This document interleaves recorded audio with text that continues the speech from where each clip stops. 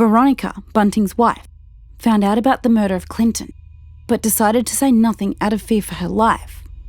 They were still married, but by now, John had started up a sexual relationship with a 47-year-old woman named Suzanne Allen, who, like others John befriended, was of a low intelligence. John liked that she was easy to control, as he often liked to do with people. Suzanne Allen rented out a piece of her property behind her house to a 26-year-old man named Ray Davies. Ray, an intellectually disabled man, would pay her rent to live in his caravan on her property. When Ray was unable to pay her money, he would pay Suzanne in sexual favours. Suzanne eventually becomes infatuated with John Bunting. John eventually meets a woman named Elizabeth Harvey and started a sexual relationship with her, and it was through Elizabeth that John would meet Jamie Vlasikis.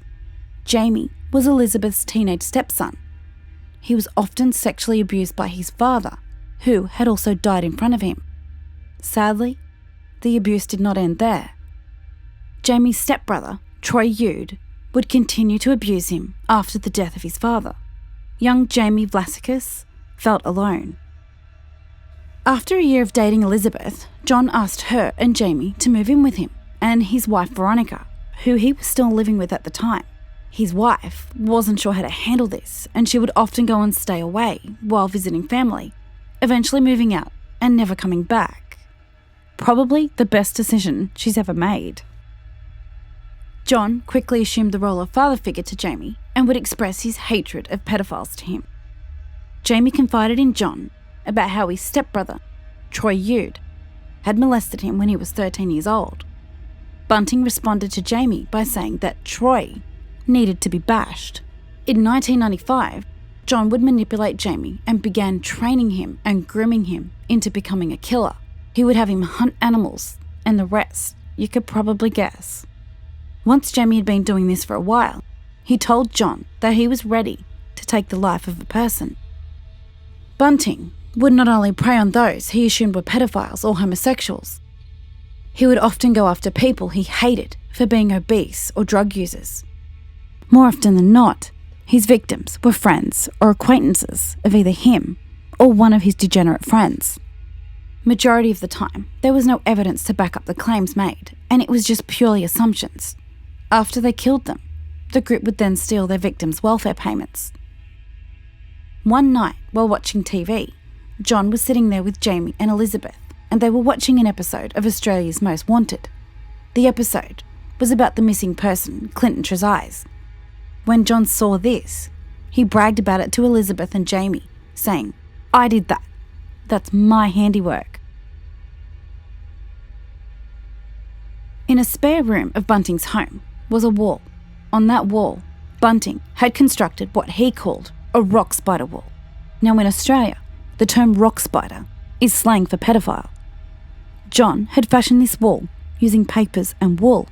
It had the names and pictures of known pedophiles and men who had actually committed crimes against children.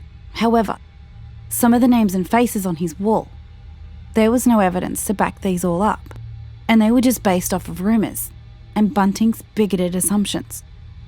Bunting would randomly select a name from his wall, call them up, and say they would get what's coming to them. December 1995, the day after Christmas, Suzanne Allen's 7-year-old grandson had told his mother Annette and his grandmother Suzanne that Ray Davies had sexually assaulted him and attempted to assault another one of her sons. John's focus would be put on 26-year-old Ray Davies after he'd heard rumours of this, and Ray was labelled a pedo by Suzanne's 2 young grandsons.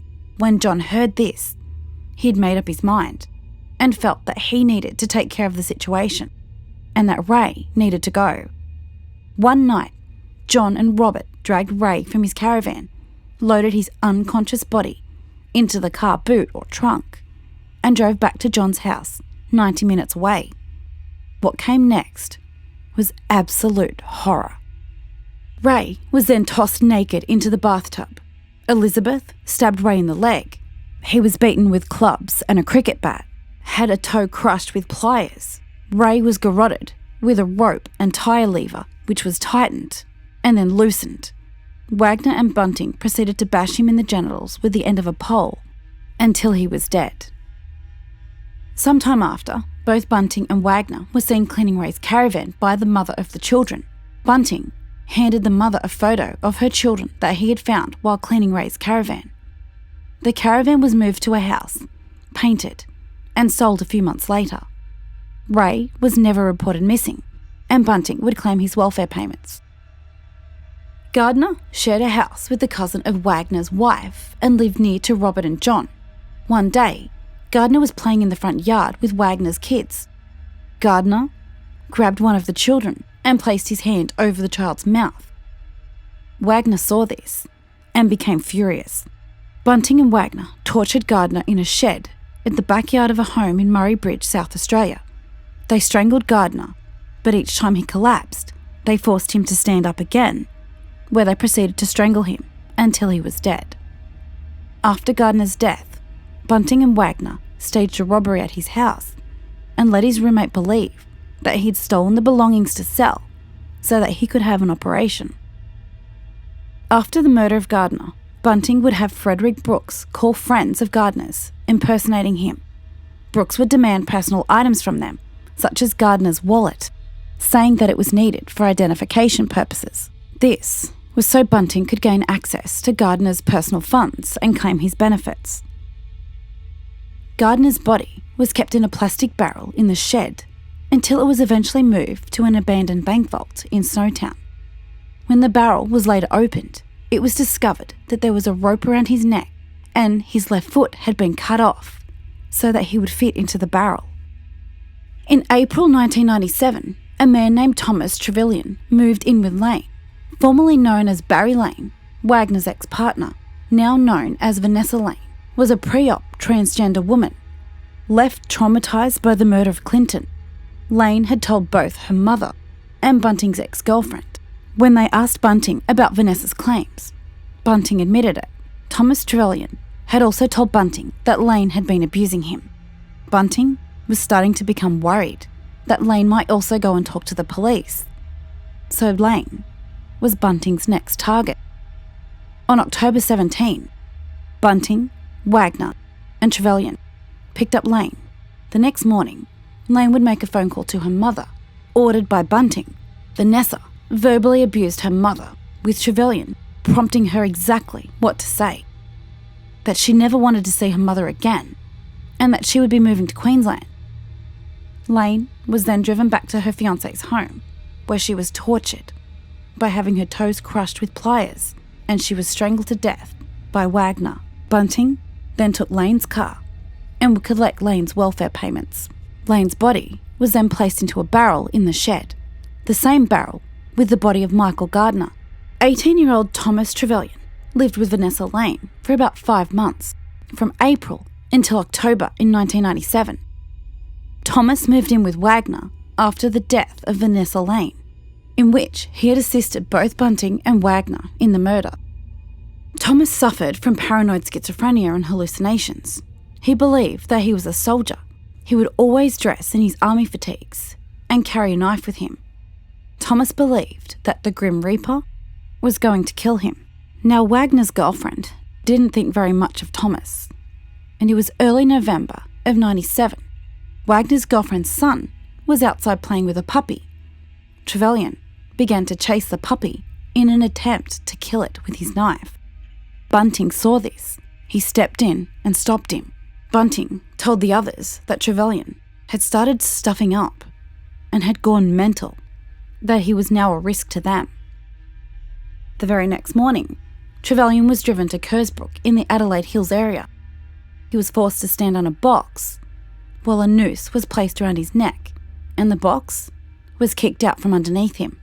The following day, his body was discovered by a truck driver, and given Trevelyan's past history with suicide attempts, the coroner ruled his death as a suicide. Gavin Allen Porter was a 29-year-old man, and he was a diagnosed schizophrenic who had spent many years in mental institutions. Following the death of his mother, he moved to Adelaide from Victoria in 1997, where he met 17-year-old Jamie Vlasikis. They became friends, and Gavin moved in with Jamie. Both Vlasicus and Porter were heroin addicts. Bunting referred to Porter as a waste who no longer deserved to live, and Bunting decided he should be the next victim after he was accidentally pricked by a used syringe Porter had left on their couch in the lounge room one day. Bunting and Wagner attacked Porter while he was sleeping in his car parked on the property. But Porter woke up and managed to stab Bunting in the hand with a screwdriver before he was overpowered and strangled. Vlasicus was shown Porter's body before it was disposed of in a barrel. 21-year-old Troy Ude was the half-brother of Jamie who had sexually abused him. Jamie had confided in Bunting about this, to which Bunting had said Troy needed to be bashed. One night, Bunting and Wagner woke Vlasicus and told him they were going to get Ude. They beat Ude while he was asleep in bed, and Vlasicus handcuffed him while the others tied him up. Ude was then dragged out of his bed and put into the bath, where they continued to beat him, and they forced him to give them his financial details. Ude was told to address them by names like Sir, God, Master, and Chief Inspector. Bunting used pliers to crush his toes, while he had Ude repeat a series of words and phrases, which he recorded. Before Ude died, he was forced to apologise to Vlasicus for sexually abusing him. Ude was then strangled to death by Wagner with a rope. After being strangled, Wagner stood on his chest to make sure that he was dead. His body was dismembered and stored in a barrel. Using a program called SoundForge, Bunting used the recordings to create messages from Ude and later from future victims, telling friends that they were going away. 18-year-old Frederick Brooks was of a low intelligence and was the son of Jody Elliott and the nephew of Elizabeth and Mark Hayden. Jody moving to South Australia with her son Frederick in late 1997 so she could be nearer to her sister. At some point, Bunting had become obsessed with the idea that Brooks was touching up young girls and repeatedly told the others that something had to happen to him. One September day in 1998, Brooks got some exciting news. He'd been notified that morning that he'd been accepted into the Air Force Cadets. He'd been invited to a party that night, but was also invited to join Bunting, Wagner, and Vlasicus in a break and enter. So he accepted that offer instead. Vlasicus, Wagner, and Bunting tortured the young Brooks in a bathtub, just like their previous victims. He was handcuffed and thumb-cuffed. They beat and tortured him, and forced him to call them by their titles: God, Lord Sir, Chief Inspector, and was further tortured when he failed to do so. Brooks had lit cigarettes inserted into his ears and nostrils, which were left to smoulder. A lit sparkler was shoved up his urethra, and like the other victims, Brooks was made to speak into a recording device, giving his bank information, and forced to confess to molesting young girls. A syringe was used to inject various substances into his testicles, which were wired to a variac, sending electrical pulses through his body. His toes were crushed by pliers. And finally, a rag was stuffed into his mouth, and he was beaten until his body gave up. His corpse was wrapped in plastic, then thrown into the boot of Hayden's car. Mark would continue to access his nephew's welfare payments. 29-year-old Gary O'Dwyer was a neighbour of Bunting's. O'Dwyer had a mental and physical disability, which was the result of a car accident. Gary had a pronounced limp. He would walk around the streets, and Bunting was heard repeatedly calling O'Dwyer derogatory names and bigoted slurs, just automatically assuming that O'Dwyer was a pedophile. Bunting didn't like that O'Dwyer was different. In October of 1998, Bunting requested Vlasicus to gain relevant information about the financial circumstances of O'Dwyer and whether he had any family. O'Dwyer was considered a financial target due to his income from disability assistance. On the day of the murder, Vlasicus was planning to go to a party. However, Bunting insisted Vlasicus arranged with O'Dwyer to have a drink with a couple of friends. Those friends being Bunting, Wagner, and Vlasicus. Bunting was planning to get O'Dwyer drunk, and after approximately 15 to 20 minutes, Wagner grabbed O'Dwyer around the throat. O'Dwyer immediately went into some sort of fit, so Bunting asked Wagner to ease off a bit, and handcuffs were applied. He was beaten, whipped with a belt, and given electric shocks and tortured for several hours. After spoken falsehoods into a recording device, he was murdered. The body was taken to Hayden's home, where it was placed into a barrel. Elizabeth Hayden was Mark Hayden's wife. Mark mentioned to Bunting he had told his wife about the murders. Bunting hated Elizabeth and told Vlasikis that her knowing about the murders was a big problem. Wagner had similar feelings about Elizabeth too. He thought Hayden's wife was a and a lowlife. On the 21st of November 1998, Bunting and Wagner called by her house. Her husband Mark and children had gone out for the night. Bunting had told his girlfriend that Elizabeth had been making sexual advances to him, but that he turned her down. Elizabeth was dragged into her bathroom, tortured, then killed. A rope was left around her neck and a gag had been taped into her mouth. And later that day, when Mark was shown his wife's remains, he laughed. Elizabeth's body was also placed into one of the barrels in the shed. 24-year-old David Johnson was Jamie's stepbrother. Bunting didn't like him because of his appearance and his fastidiousness with cleanliness. In Bunting's mind, David was a yuppie and automatically assumed because of his appearance that he was gay. Bunting would often call him derogatory names and say he needed to die. It had been almost 6 months since the last murder, and Bunting began talking about getting Johnson and had mentioned to Vlasikis to find a way to get him to the bank in Snowtown. On the 9th of May 1999, at 6:56 p.m, Bunting phoned Vlasikis and told him that the side door of the bank was open and that the machine was set up. And at 8:56 p.m, Wagner telephoned a Mr. Freeman, who lived a short distance from the abandoned bank vault. Wagner left a message requesting that they be able to use the shower at the Freemans later that night. Vlasikis and Johnson were heading to the abandoned bank to buy a computer. Johnson entered the bank. Wagner approached Johnson from behind, grabbing him around the throat, and Bunting applied handcuffs. Bunting told Johnson that he only wanted to talk to him and that he'd be able to go home in half an hour. While sitting on a TV set, Bunting had Johnson repeat numbers and phrases, and his voice was recorded on a computer. A notebook would later be found between the vault door and plastic lining the doorway, containing the phrases Johnson was made to repeat, along with his PIN number. After the recordings, Johnson's socks were removed. A sock was shoved into his mouth, and his mouth was then covered with tape. When they received Johnson's PIN number, Wagner and Vlasikis drove to Port Wakefield in an attempt to use Johnson's card. This was unsuccessful. The machine printed out a message saying "not authorised, cancelled." Bunting rang Vlasikis to find out what was happening with the bank details, and when Vlasikis told him that the attempt had been unsuccessful, Wagner and Vlasikis drove back to the bank in Snowtown, and Bunting just assumed the account had no money in it. According to Vlasikis, when he and Wagner returned to the bank, Johnson was already dead. Johnson's belt was around his neck, and Bunting was holding his ribs and thumb. Bunting then explained to Vlasikis and Wagner that Johnson had somehow gotten free and threatened him with a Stanley knife, that he was left with no choice but to overpower and kill him. Bunting put the belt around Johnson's neck and strangled him.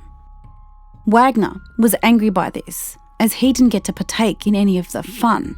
Vlasikis said that Bunting and Wagner told him he would have to do a slice and dice, a term they often used, which involved the removal of limbs in order to store them into the barrels.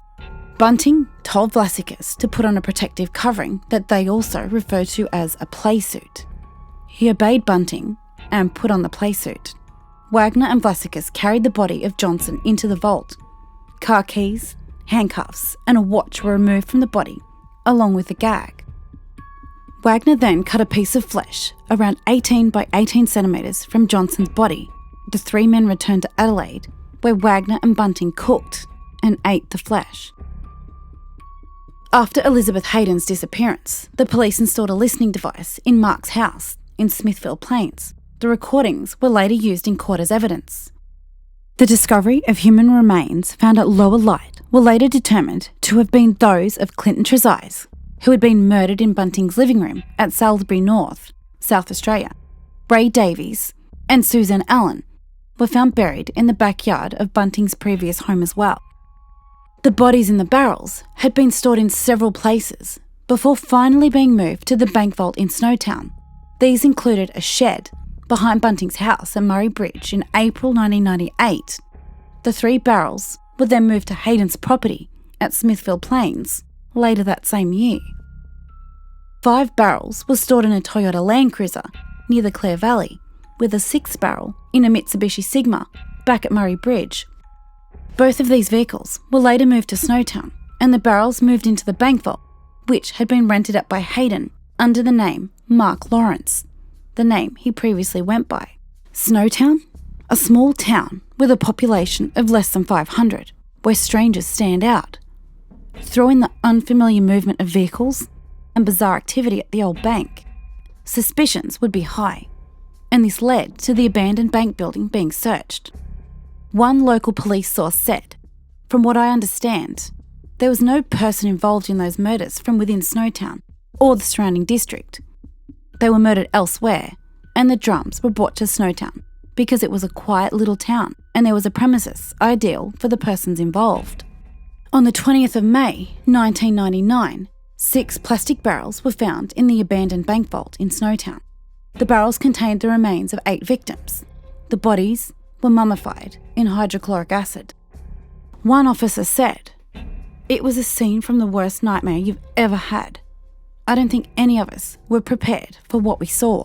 The vault was also full of the tools they had used to torture their victims, including knives, a blood-stained saw, coils of rope, rolls of tape, a double-barrel shotgun, rubber gloves, cloths, and a variac, a tool that the killers used to give electric shocks to the genitals and other sensitive areas of their victims' bodies.